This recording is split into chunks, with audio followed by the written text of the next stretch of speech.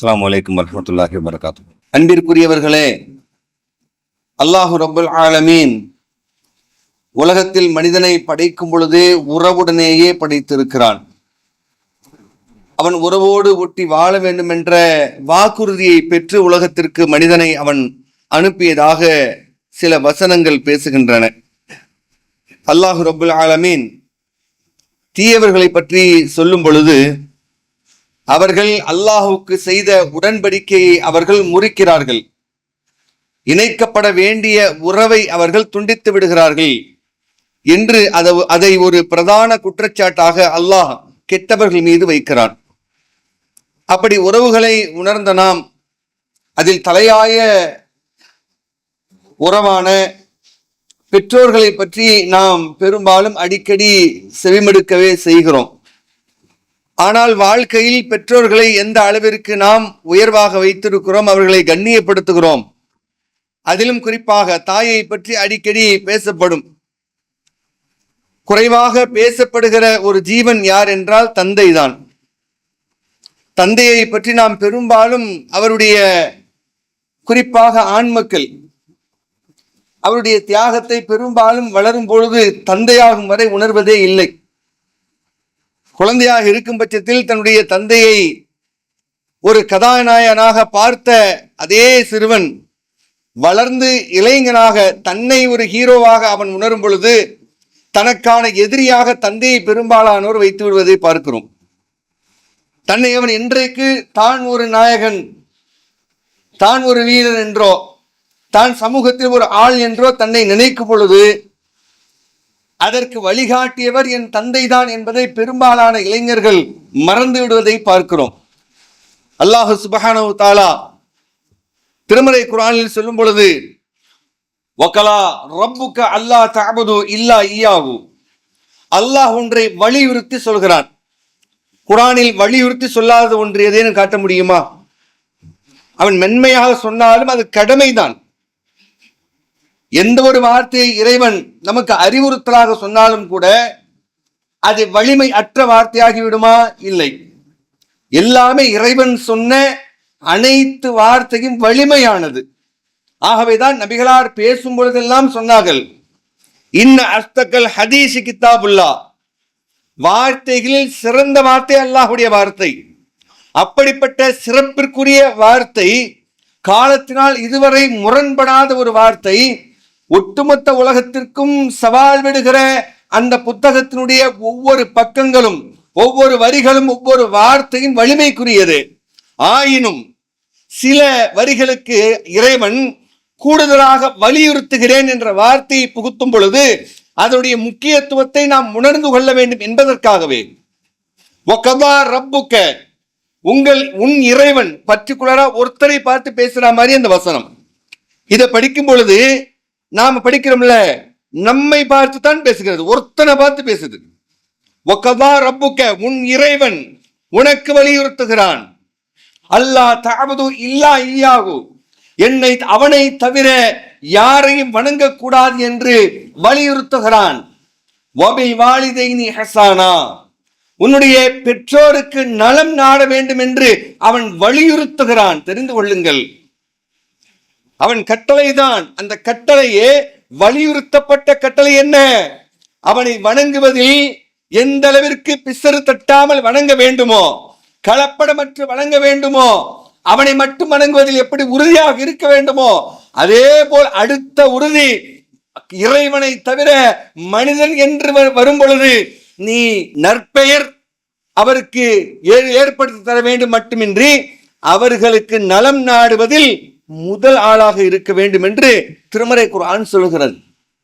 சொல்லிவிட்டு அடுத்த வரிகளில் பெரும்பாலான வசனங்கள் இறைவன் அடுத்து விலக்கி சொல்ல வேண்டிய அவசியமே இல்லை என்கிற இறைவன் இந்த இடத்தில் அல்லாஹ் ரப்பல் ஆலமீன் மனிதனுடைய நிலையை தெரிந்த அவன் சொல்கிறான், இம்மா யபுலுகன்ன இன்தகல் கிபர, வயோதிகம் அடைந்து வயதாகி அடைந்து உனது பெற்றோரில் அஹதுஹுமா அவ் கிலாஹுமா, ஒருவரோ அல்லது இருவரோ உங்களிடத்தில் இருந்தால், எப்பொழுது உனக்கு சம்பாதித்து கொடுத்து உனக்கு சமைத்து கொடுத்து உன்னை அரவணைத்து கண்ணே மானே தேனே என்று உனக்கு வாரி கொடுத்த நிலையை கடந்து நான் சம்பாதிக்கிறேன், இப்பொழுது என் சொந்த காலில் நிற்கிறேன் என்கிற வார்த்தையை பயன்படுத்துகிற சூழல் உனக்கு வரும் பொழுது,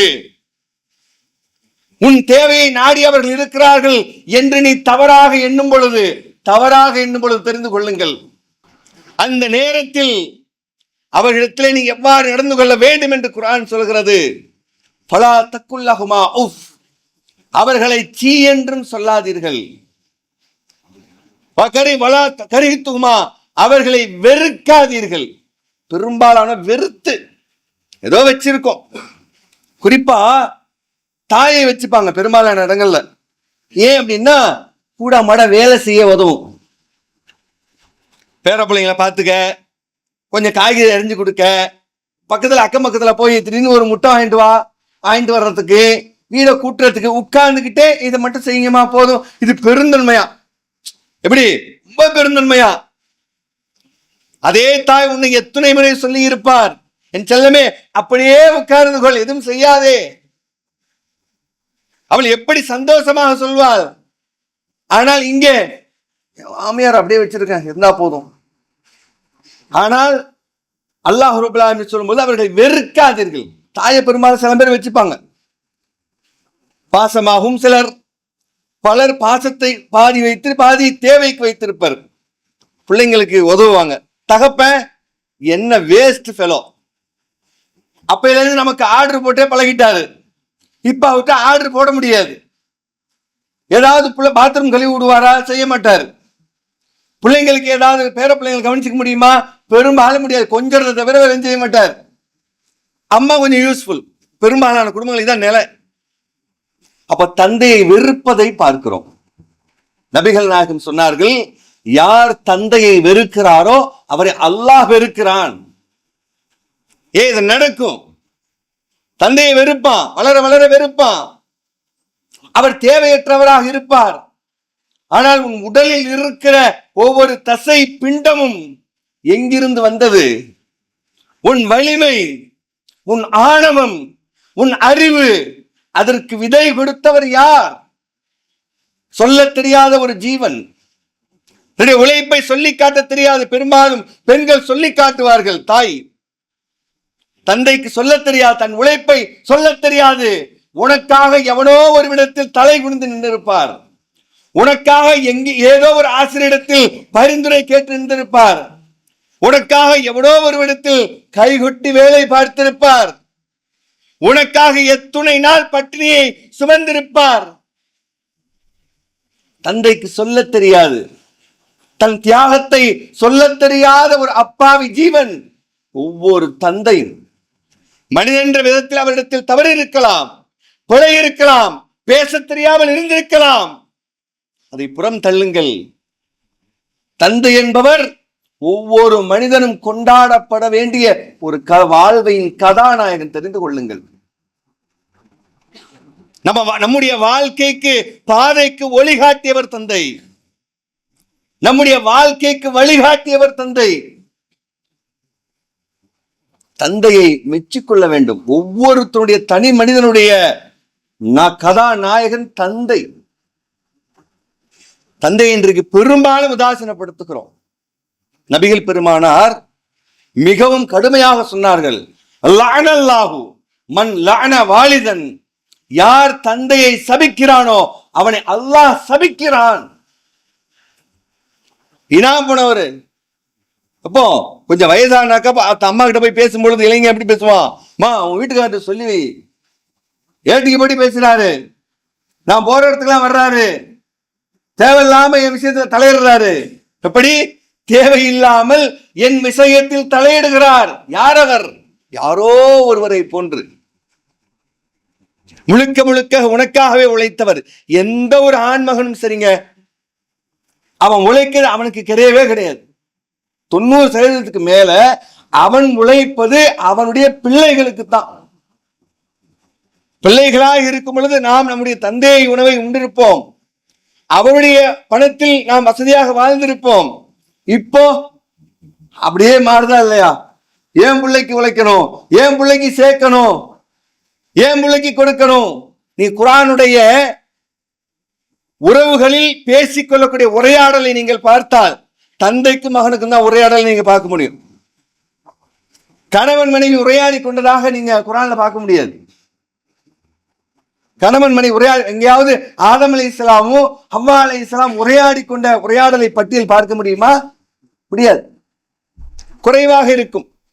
ஹாஜர் அலைஹிஸ்ஸலாமும் இப்ராஹிம் அலைஹிஸ்ஸலாமும் பேசிய உரையாடல் ஹதீஸில் இருந்து பெற முடியும், குர்ஆனில் இருந்து பார்க்க முடியாது. மற்ற உறவுகளோடு உரையாடல் என்பது மிக குறைவாக இருக்கும். ஆனால் தந்தையும் மகனும் பேசிய உரையாடல் நிறைய இருக்கும்.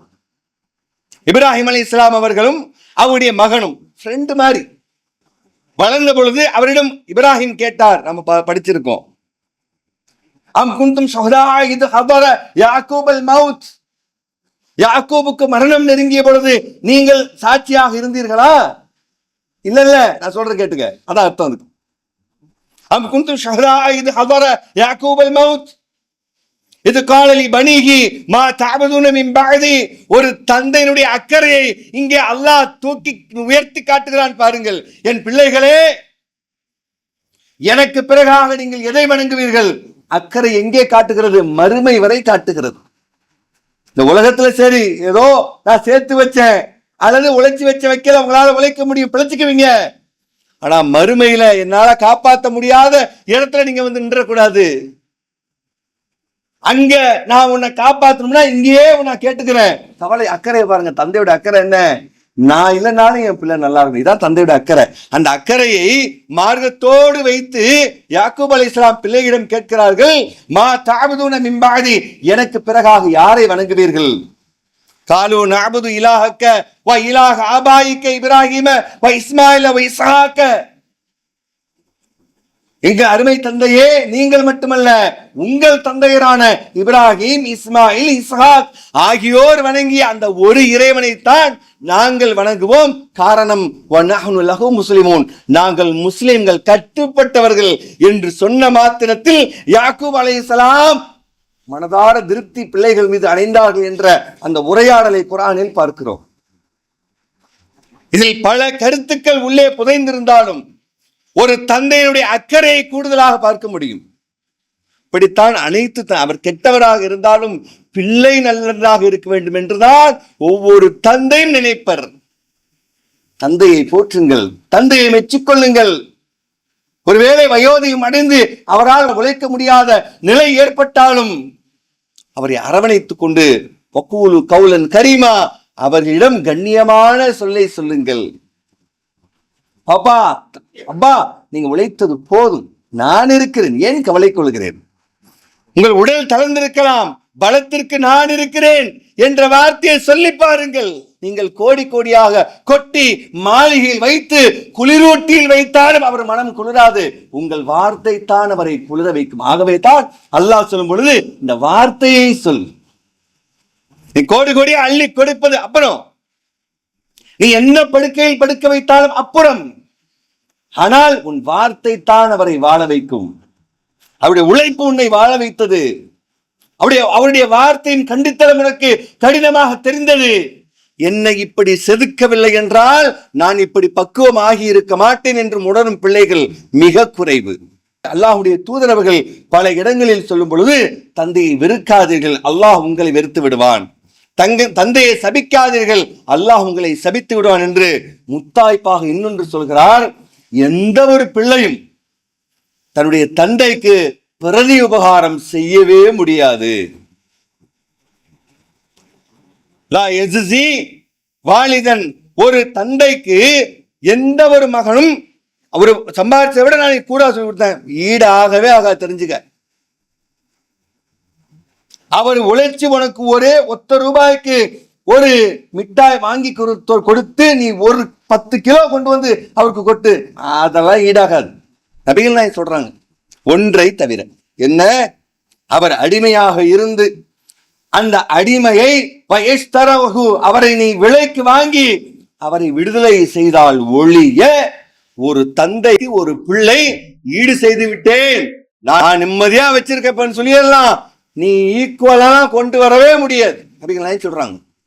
அப்ப தெரிந்து கொள்ளுங்கள் தந்தையின் முக்கியத்துவத்தை. ஆகவே தந்தை என்பவர், தாய் தந்தை என்பவர் மிகவும் உயர்வாக வைக்கப்பட வேண்டிய இடத்தில், குறிப்பாக தந்தையையும் அந்த 3 இடத்தை தாண்டி அடுத்த இடத்தில் தந்தை நிரப்புகிறார். அந்த தந்தையை போற்றி அவருக்காக பணிந்து பேசி அவரிடம் நல்ல சொல்லை சொல்லி அவரிடம் நற்பெயர் வாங்கினோமையானால் நம்மை படைத்த இறைவனிடம் நாம் நற்பெயர் வாங்க முடியும். அந்த பாக்கியத்தை எல்லாம் வல்ல அல்லாஹ் ரப்பல் ஆலமீன் நம் அனைவருக்கும் தந்தருள் புரிவானாக.